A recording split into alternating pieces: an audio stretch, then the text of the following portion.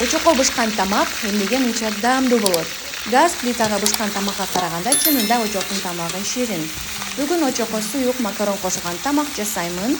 Этти жакшылап кууруп, пияз, чеснок, болгарский, бакажан, картошканы салып жакшы кууруйбуз. Андан кийин томат салып, суу куюп, кайнаганча күтөбүз. 45 мүнөт кайнаган соң макарон салып, дагы 15 мүнөт жай отто кайнатып бышырып алабыз.